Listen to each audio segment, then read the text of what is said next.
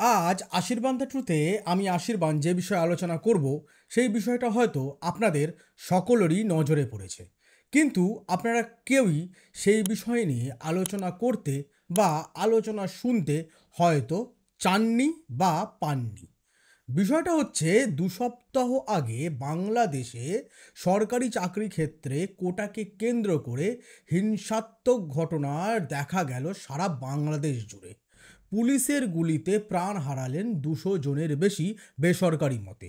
যদিও সরকারি মতে সংখ্যাটা ১৪৬। আর এই প্রেক্ষাপটের মধ্যে দাঁড়িয়ে আমাদের রাজ্যের মুখ্যমন্ত্রী মমতা বন্দ্যোপাধ্যায় ২১শে জুলাইয়ের শহীদ দিবসের দিন মঞ্চে দাঁড়িয়ে ঘোষণা করলেন, বাংলাদেশ থেকে যদি কেউ পশ্চিমবঙ্গে এসে আশ্রয় চায় তাহলে পশ্চিমবঙ্গের তাদের জন্য দরজা খোলা আছে।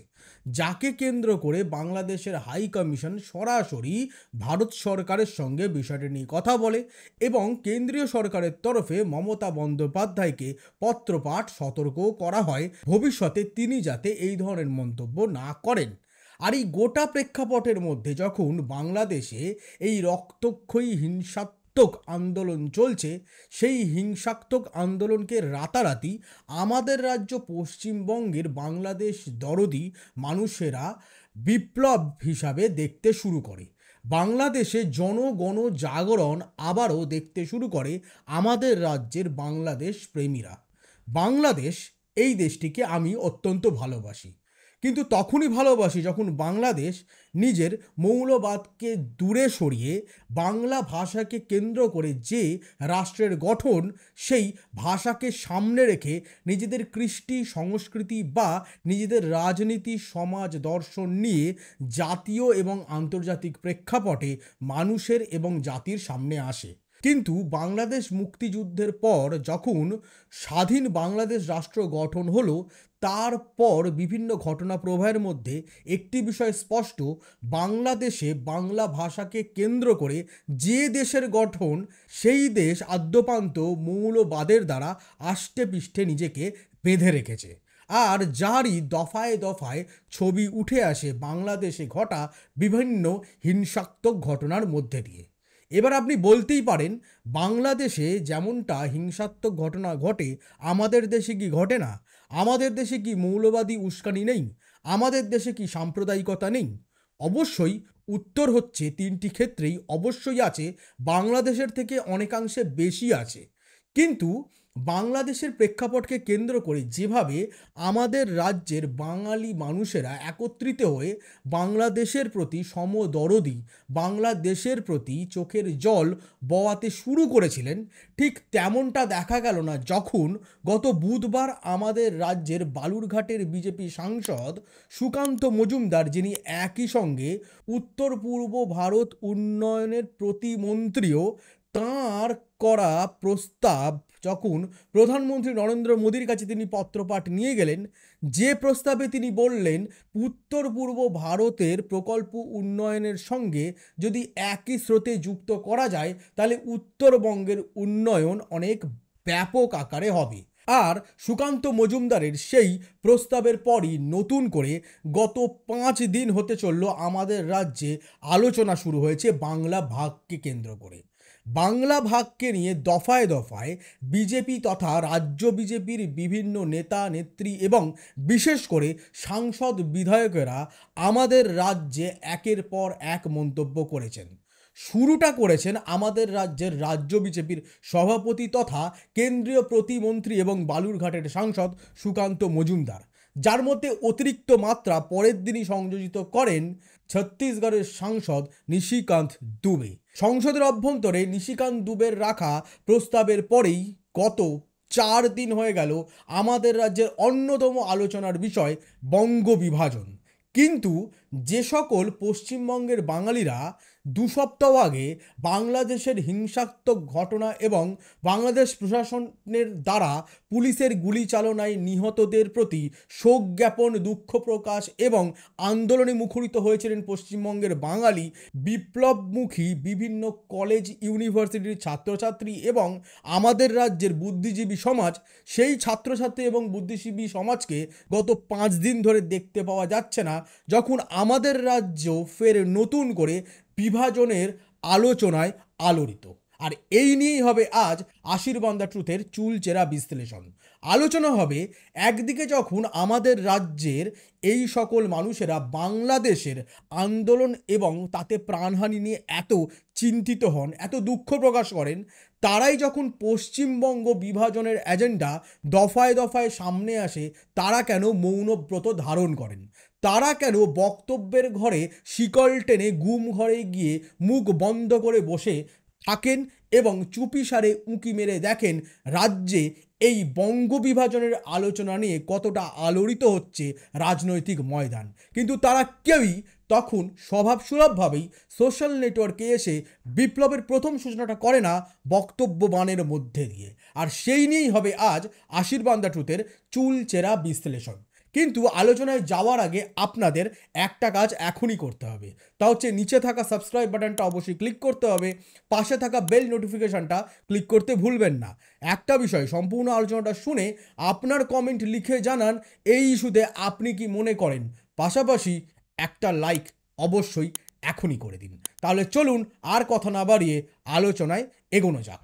সরকারি চাকরিতে কোটা ইস্যুকে কেন্দ্র করে যখন বাংলাদেশে যুব সম্প্রদায়, বিশেষ করে কলেজ বিশ্ববিদ্যালয়ের ছাত্রছাত্রীরা রাস্তায় নেমে বিক্ষোভ প্রদর্শন করছে, প্রশাসনের বিরুদ্ধে জোরালো প্রতিবাদ এবং তা জঙ্গি আকার ধারণ করেছে, রাস্তাঘাটে ভেঙে চুরে নষ্ট করা হচ্ছে বাংলাদেশি সরকারি সম্পত্তি, এমনকি সদ্য বাংলাদেশে যাত্রা শুরু করা মেট্রো প্রকল্প যে আগুন থেকে বাঁচতে পারে না, আর এই সমগ্র ঘটনার মধ্যে দিয়ে শেখ হাসিনা প্রশাসন একই পদক্ষেপ নেয়, ঠিক যেমনটা অন্যান্য দেশের বিভিন্ন প্রশাসন এক্ষেত্রে বিভিন্ন সময় ঐতিহাসিক কাল থেকেই নিয়ে এসেছে। তা হচ্ছে প্রশাসন শুরু করে কঠোর দমনপীড়ন, শুরু করে গুলি চালানো।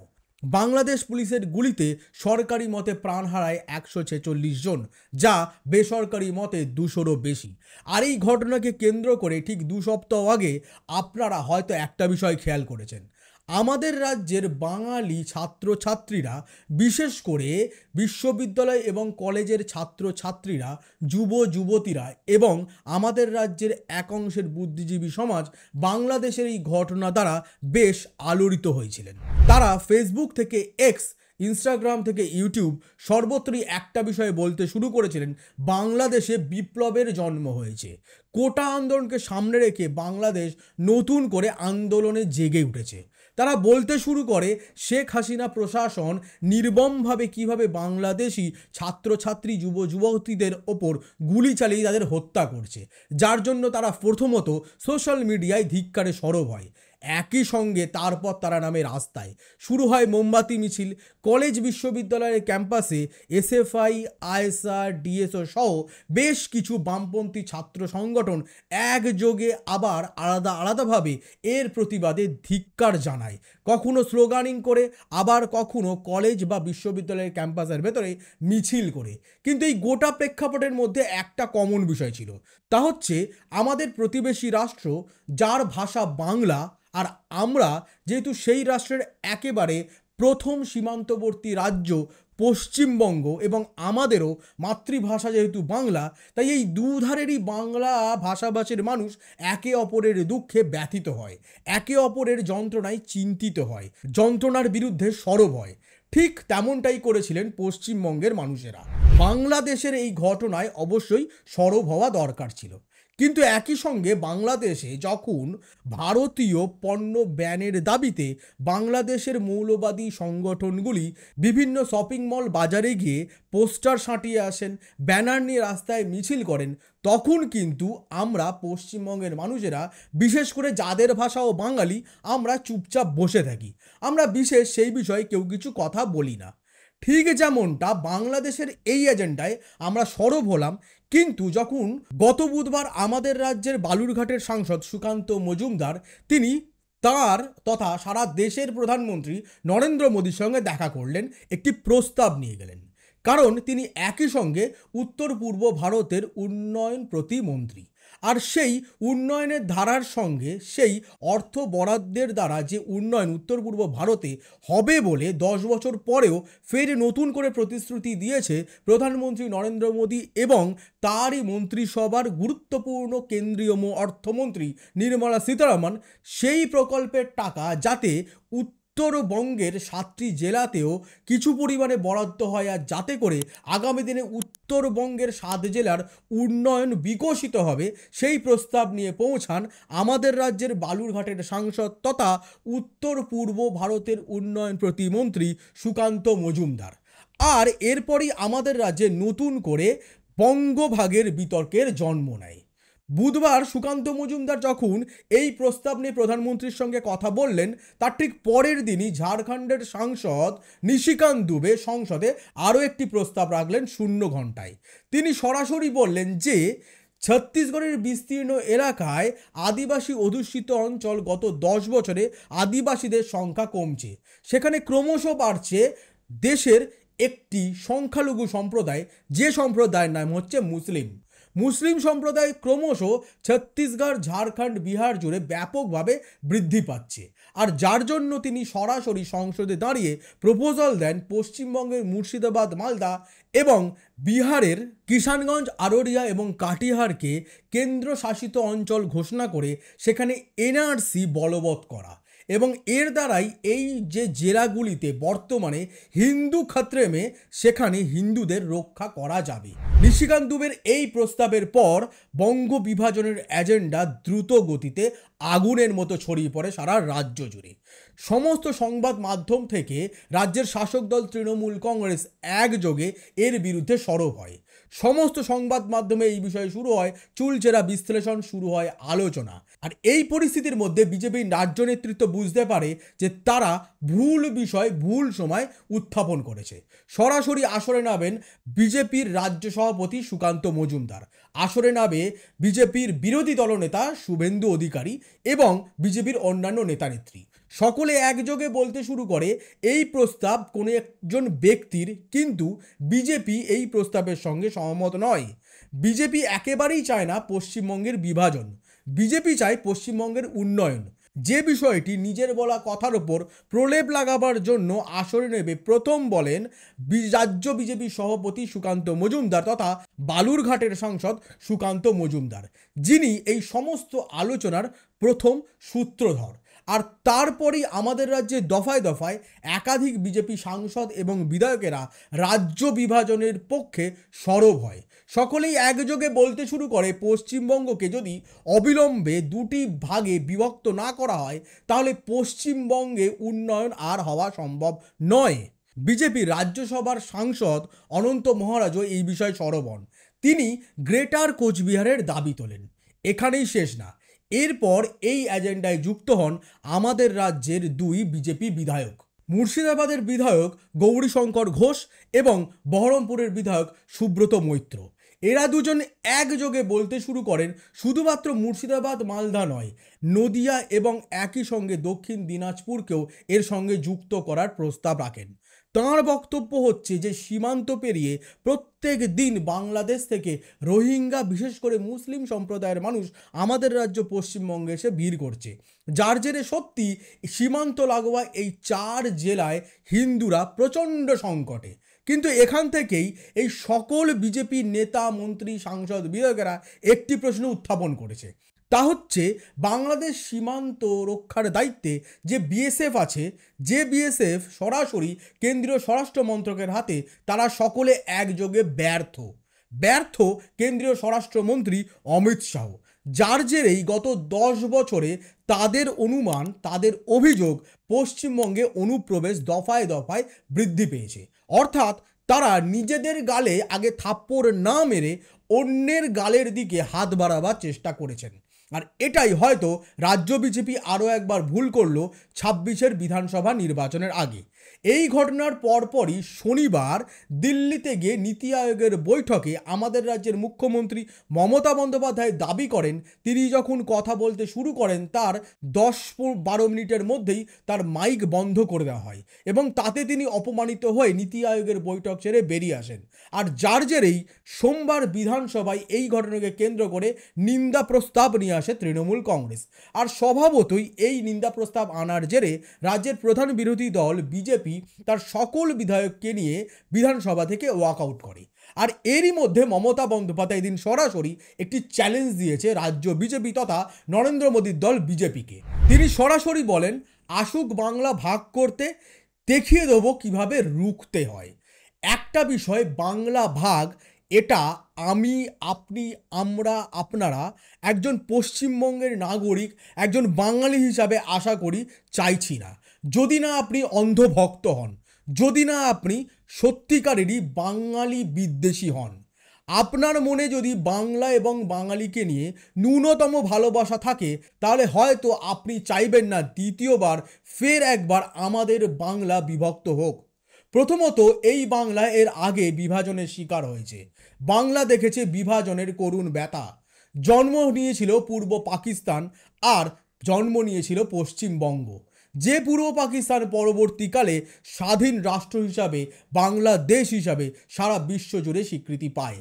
আর সেই বঙ্গ বিভাজনের ব্যথা আজও আমরা ভুলে উঠতে পারিনি। আজও মানুষ স্বাধীনতার প্রেক্ষাপটে দাঁড়িয়ে বঙ্গ বিভাজন নিয়ে ভেতরে ব্যথা অনুভব করে।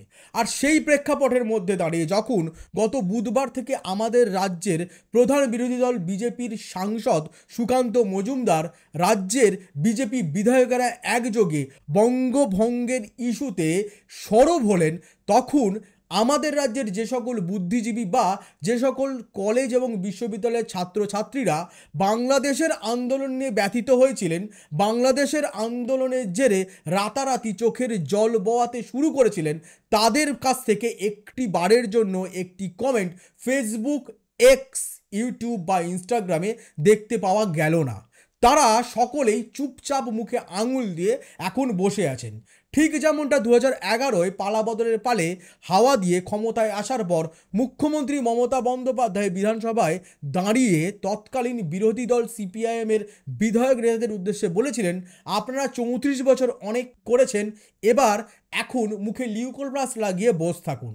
ঠিক তেমনটাই এই ঘটনা যখন গত 4 দিন ধরে আমাদের রাজ্যে অত্যন্ত আলোচিত একটি বিষয় হিসাবে উঠে এসছে, তখন এই সকল সোশ্যাল নেটওয়ার্কে যারা বাংলাদেশের ঘটনা দ্বারা ব্যথিত হয়েছিলেন তাদেরকে একবারও দুঃখ প্রকাশ করতে বা প্রতিবাদ করতে দেখলাম না, যখন বুধবার আমাদেরই রাজ্যের সাংসদ সুকান্ত মজুমদার বঙ্গ বিভাজনের প্রপোজাল নিয়ে গেলেন প্রধানমন্ত্রী নরেন্দ্র মোদীর কাছে।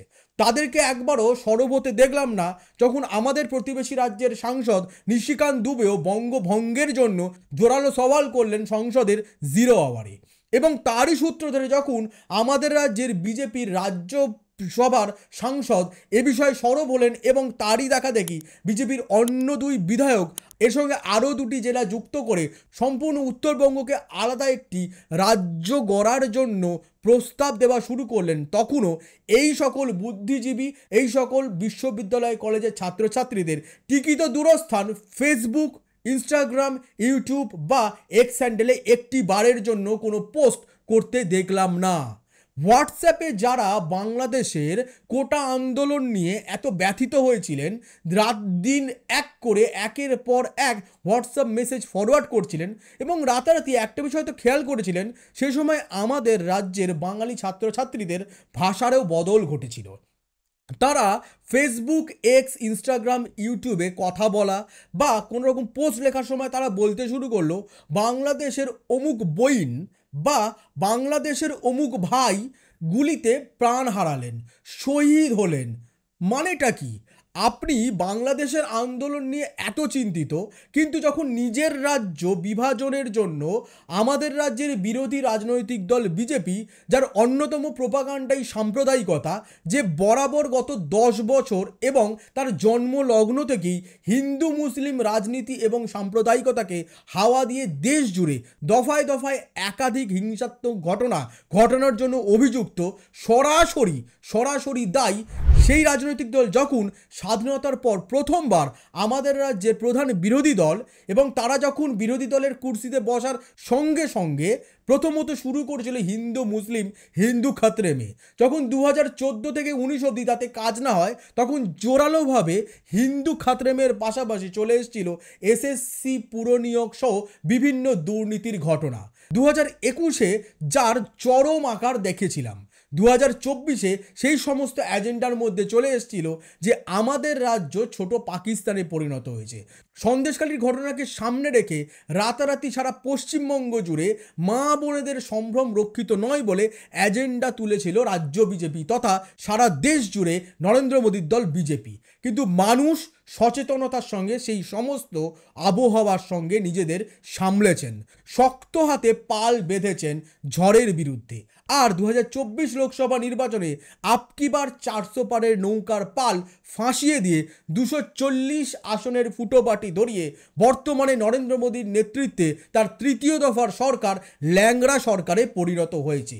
আর এই প্রেক্ষাপটের মধ্যে দাঁড়িয়েই এবার রাজ্য বিজেপি 26-এর বিধানসভা নির্বাচনের আগে যখন হিন্দু মুসলিম এজেন্ডা বিশেষ কাজ দিল না গত 10 বছরে, যখন একাধিক দুর্নীতিও বিশেষভাবে কাজ দিল না, তারা এজেন্ট হিসাবে গড়ে তুলতে পারল না, যখন সন্দেশখালীকেও তারা নারকীয় ঘটনা হিসাবে প্রতিপন্ন করতে ব্যর্থ হলো 24-এর লোকসভা নির্বাচনে, তখন 26-এর বিধানসভা নির্বাচনকে সামনে রেখে তারা নামলো রাজ্য বিভাজনের খেলায়। আর সেই রাজ্য বিভাজনের খেলা তারা গত 5 দিন ধরে বেশ জোর কদমে সারা রাজ্য জুড়ে দাবানলের মতন ছড়িয়ে দেওয়ার কাজে নেমেছে।